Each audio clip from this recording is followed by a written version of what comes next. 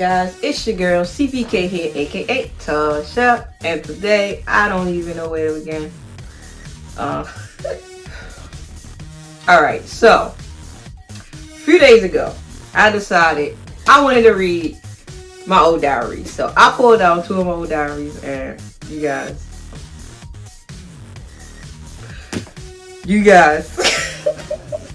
Alright, first let me start off and say these diaries range from September 11th, 2000 to February 16th, 2002.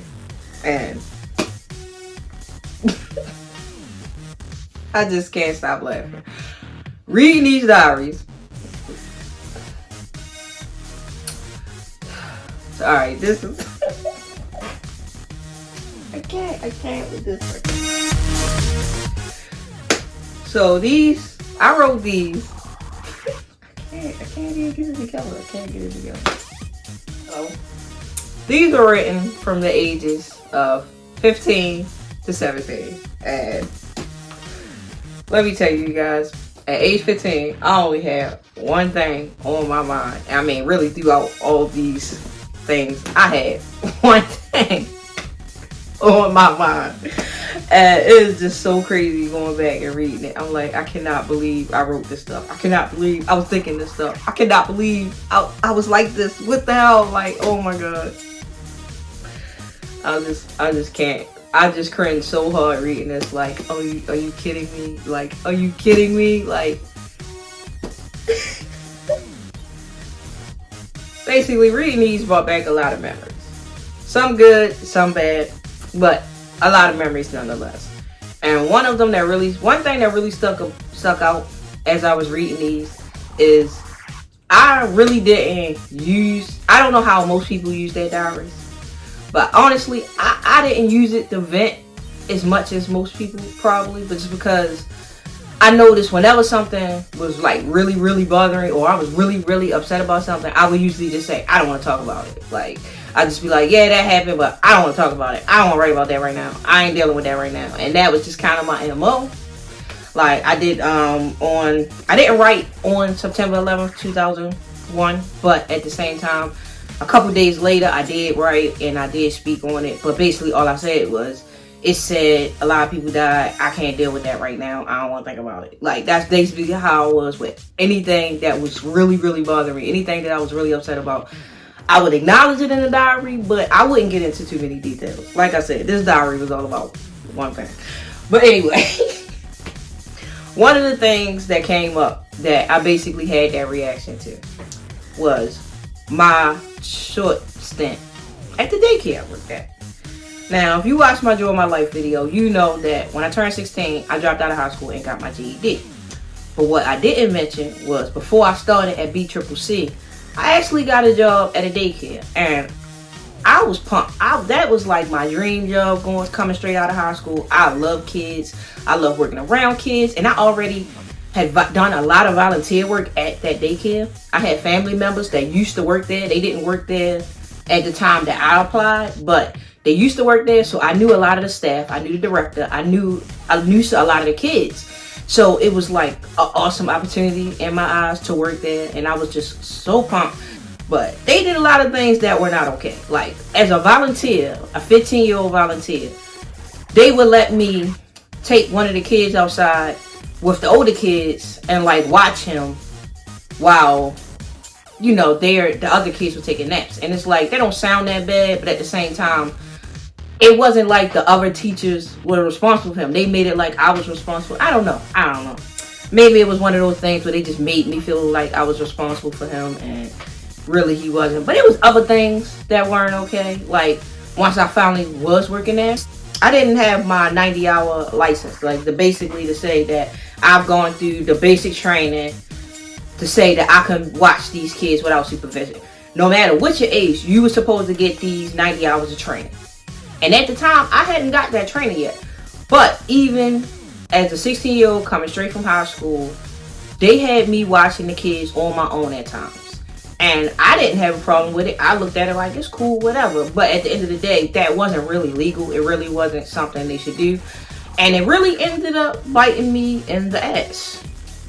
So for a long time, that's what I did. I came in when the kids were taking their naps, and I would relieve the teachers for their lunch break. So I would be the one watching the kids while they took their breaks and whatever. And for a while, it was fine. I had a good relationship with a lot of the other teachers. I had a good relationship with the kids. It was awesome. I loved it. But all of a sudden, it all came crashing down, and it was like traumatizing. Like, it really hurt me when this happened, because like I said, it was like a dream job to me. I thought that it was the best, and I really trusted the people I was working with. And honestly, it was only one person who really did the stabbing in the back, and that was the director. And I guess I get it now that I'm older. I guess I look at it like, I understand. She was the director, she was the adult, and she had done something really bad. So it's like, I could just use this kid as a scapegoat, and maybe I'll be okay. Maybe I can get away with it. And honestly, I think she did. I don't know. I was fired, so I have no idea. But basically, let me give you guys the tea.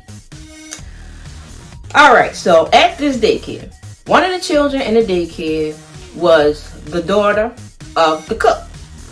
So a lot of times she would give the staff trouble when it came to nap time, because her mom was there and she just wanted to go be with her mom, and she's 2, so she's a little itty bitty.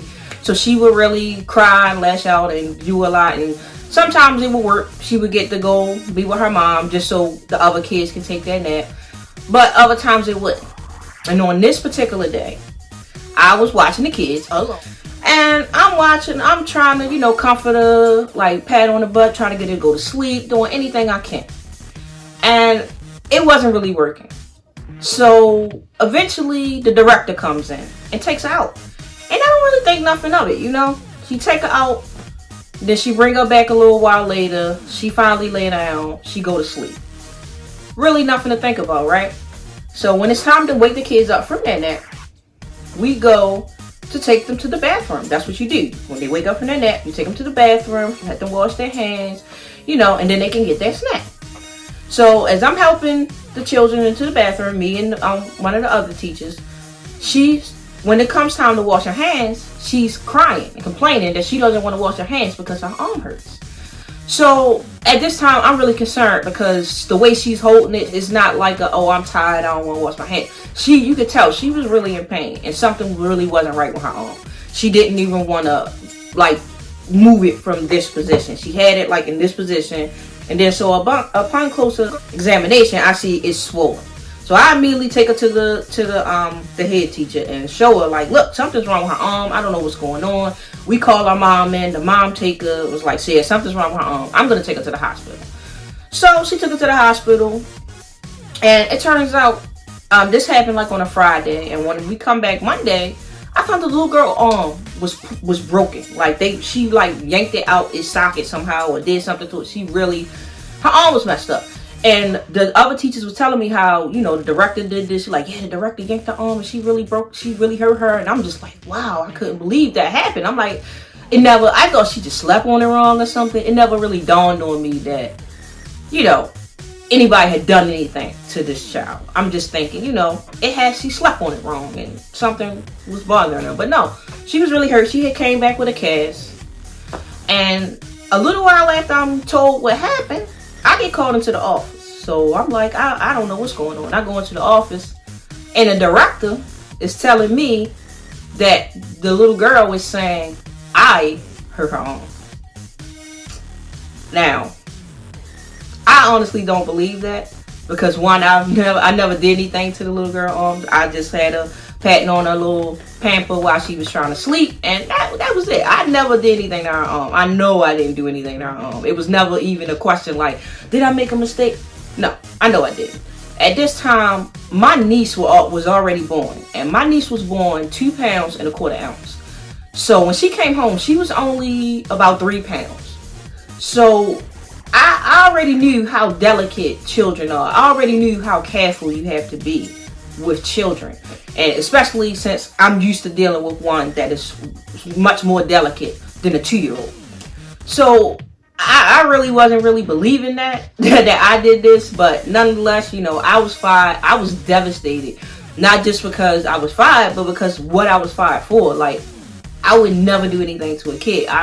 Like I said, I was helping taking care of my niece. My sister would go out of town, and I would watch my niece, and never had any issues. And she came home with machines and all types of stuff, and it was like, I feel like, yeah, if I know how to take care of her without and help her and dress her and do everything I need to do with her without hurting anything, there's no way that I just mistakenly hurt this little girl arm. Especially when multiple people said they saw the director yanking her down the hall when she's trying to pull away to go to her mother. So obviously, you know, I'm the young kid. She's the grown adult, the director of the daycare. So I was just booted out.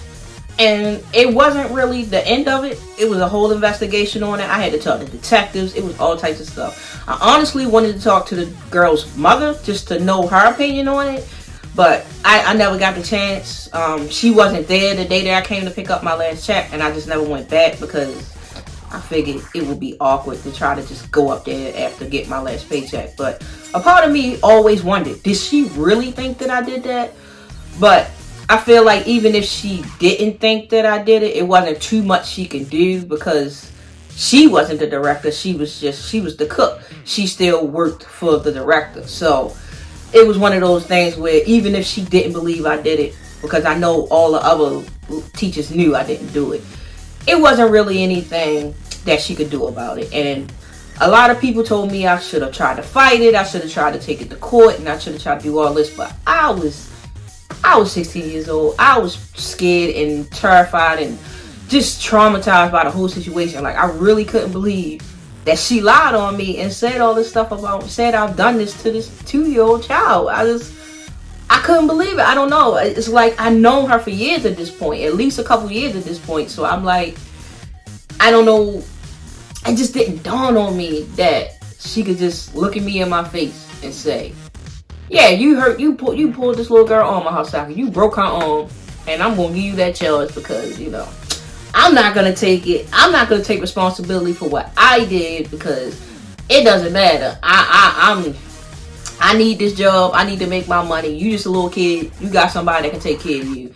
Like, no. At 16, I was living. Me and my sister lived alone, and I needed that money. I had bills to pay too. I had responsibilities too. I helped out with my niece. I helped out buying food. I helped out paying the bills. And even though that little minimum wage job, which is about $6.15 an hour or something like that, it didn't pay much, but it helped. You know, every little bit helped. You know, and there were a lot of times where we didn't really have much to eat, and yeah, that little check helped. So it was just so crazy. I just really couldn't believe that happened. I'm like, I don't know. And when I was reading my diary, I'm reading it, and it's like, basically, I didn't go into any of that in my diary. In my diary, all I said was, I got fired from the daycare, and yeah, I can't even deal with that right now. And that's basically it. Because like I said, I really didn't use the diary to like vent about things I was seriously upset about. But at the time, I was going to a therapist.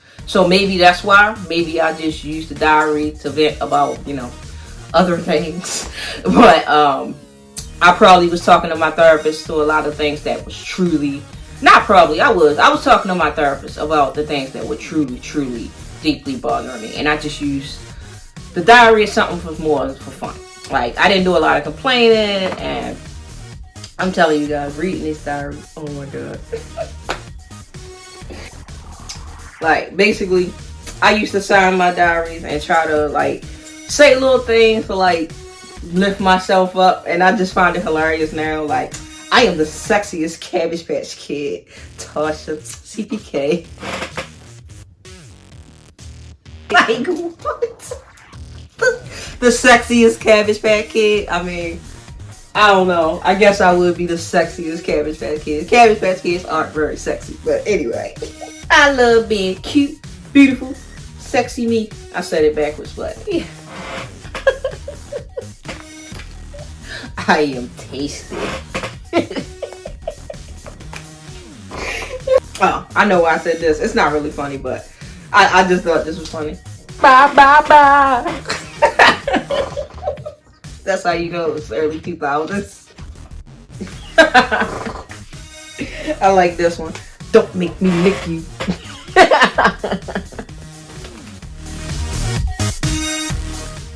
I was planning to read some posts in my diary, but I'm just not ready to share that much yet. So I'll just maybe save that for another video when I'm feeling just a little bit more brave. But anyway, that is all for today. I will see you guys next time. If you liked the video, give it a big like. If you enjoyed my content, please subscribe. And if you want to know when I upload, go ahead and ring that bell. Other than that, I will see you guys next time. Bye.